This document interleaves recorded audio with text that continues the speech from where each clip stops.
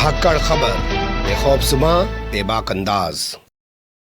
धाकड़ समाचार के news room से मैं आपके साथ हूं अकरम रईस खान। एक जमाना था कि लोग समाज के आपस में बात किया करते थे कि भैया दूध की रखवाल बिल्ली को बैठा दो, दूध खराब नहीं होगा, दूध चोरी नहीं होगा। लेकिन आज जमाना उल्टा गया। अगर आपने दूध की रखवाल बिल्ली को बिठा दिया तो दूध बिल्कुल नहीं बच पाएगा, क्योंकि पहले जमाने की बिल्ली का ईमान शायद हुआ करता था और आज के जमाने की जो बिल्ली है वो जानती ही नहीं है कि ईमान क्या है। ये बात सोशल मीडिया पर कही जा रही है लोकसभा स्पीकर ओम बिरला के बारे में, जो पुराने संघी हैं, भारतीय जनता पार्टी के नेता हैं और 2019 से लगातार लोकसभा के स्पीकर बने हुए हैं। जब किरण रिजिजू कुछ बोल रहे थे तो उस पर पूरे विपक्ष ने ऐतराज किया तो उनको बोलने नहीं दिया साहब ने। लेकिन जब विपक्ष उस पर अपनी बात कर रहा था तो किरण रिजिजू को बीच में उठकर बोलने की इजाजत दे दी और तमाम हंगामा होने पर लोकसभा स्पीकर ओम बिरला ने कहा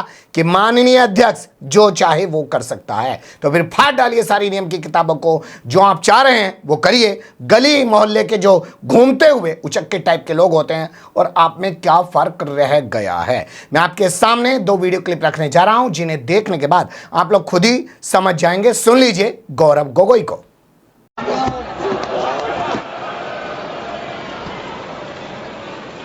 श्री गौरव गोगोई।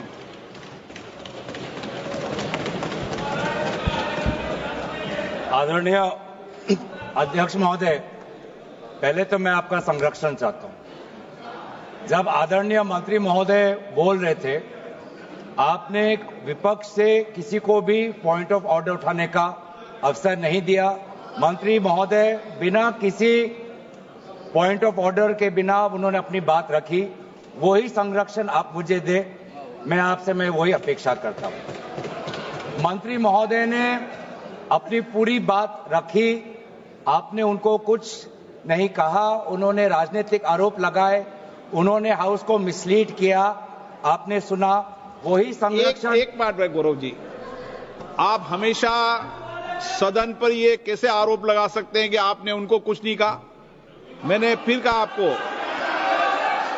इस सदन में, प्लीज बैठिए, इस सदन में संसदीय व्यवस्था के अनुसार सबको समय आवंटित होता है। आवंटित दल का माननीय सदस्य अपनी बात रख सकता है। जब मैंने व्यवस्था दे दी कि कोई माननीय सदस्य बोलेगा, उसके बीच में आज शून्यकाल पॉइंट ऑफ ऑर्डर नहीं दिया जाएगा तो नहीं दिया जाएगा। माननीय गौरव गोगोई जी। अध्यक्ष देखिए, शुरू हो गया सर। आप दे रहे अनुमति, आप अनुमति दे रहे हैं सर। आपने हमें अनुमति दी, आपने अनुमति दी हमें। एक मिनट बैठिए। हमारे सर, इन्होंने हम शांति से सुने। अरे सुनो, ये अपना भाषण देने से पहले इन्होंने मिसलीड किया बोला। आप सर, ये कोई तरीका सर। एक मिनट बैठिए। माननीय मंत्री जी, नहीं, एक मिनट बैठिए।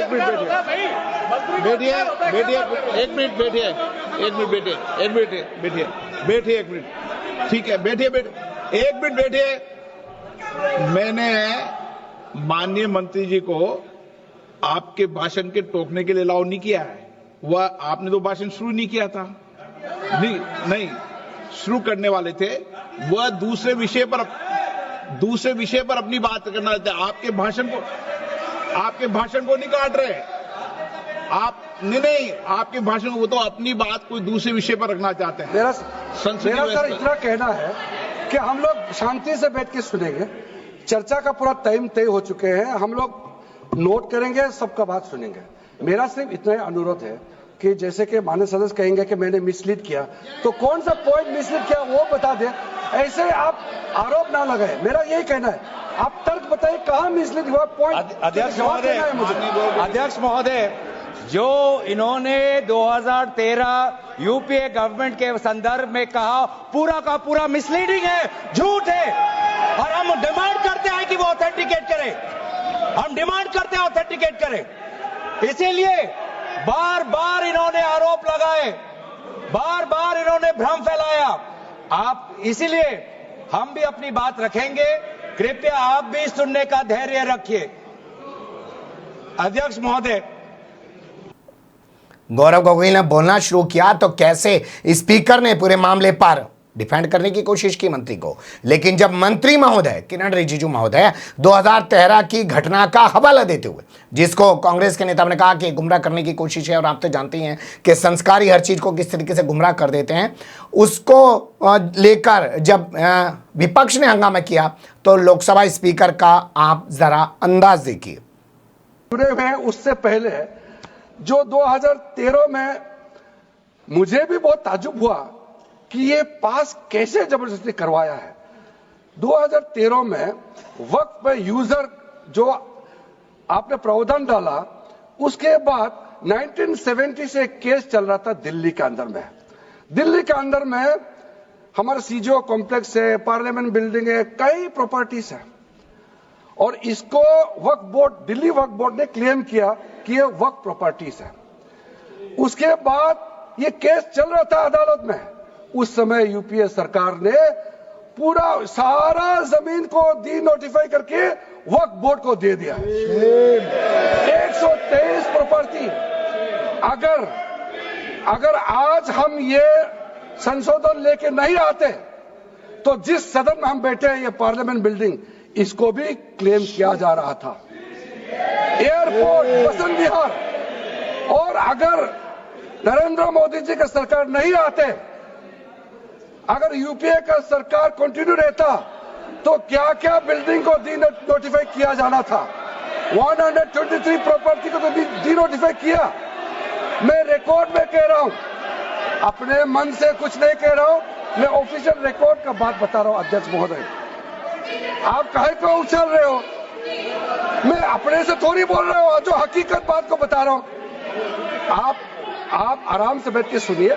आपके दल को और आपको सबको बोलने का मौका मिलेगा। माननीय मंत्री जी,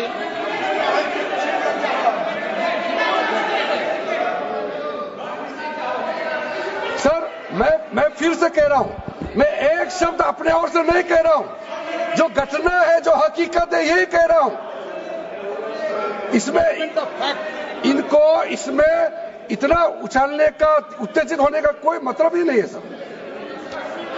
सर। अध्यक्ष महोदय,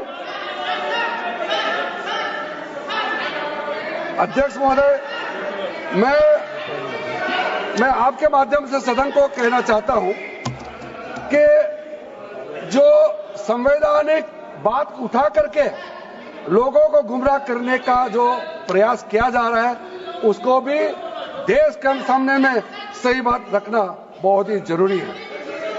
एक बात बार बार इन लोगों ने कहा गया है कि ये जो वक्फ अमेंडमेंट बिल है, ये आर्टिकल 25, आर्टिकल 26, आर्टिकल 30 का उल्लंघन करता है करके इन्होंने इल्जाम लगाया। पढ़ चुका हूं, आप पढ़ लो। कभी भी डिबेट के बीच में पॉइंट ऑफ ऑर्डर नहीं होता है, व्यवस्था दे दी है, पंथवाना कभी। माननीय मंत्री जी बोलिए। अध्यक्ष महोदय, दूसरा विषय इन्होंने समानता का बात उठाया। आर्टिकल 14 का इक्वालिटी को लेकर के उन्होंने सवाल उठाया, उसका भी मैं जवाब देना चाहता हूं। अध्यक्ष महोदय, ये कोई तरीका नहीं है। माननीय अध्यक्ष की व्यवस्था अंतिम व्यवस्था होती है। बोलिए मंत्री जी, आप बोलते जाओ। अध्यक्ष महोदय, क्योंकि मेरा कान खुला हुआ है तो ये डिस्टर्ब हो रहा है मुझे। मैं अभी ये पैन की बात करता हूं। अध्यक्ष महोदय, ये वक्फ बोर्ड का जो काम है, ये बेसिकली वक्फ प्रॉपर्टी को जो संभालने वाले मुतावली और जो वक्फ प्रॉपर्टी को व्यवस्था करते हैं, उसको संचालित करने के लिए ये गवर्नेंस का, सुपरविजन का एक प्रावधान है। किसी भी तरीके से वक्फ बोर्ड वक्फ प्रॉपर्टी को मैनेज नहीं करता है। वक्फ बोर्ड वक्फ प्रॉपर्टी मैनेजमेंट में हस्तक्षेप नहीं करता है। अब साफ साफ सुन लीजिए,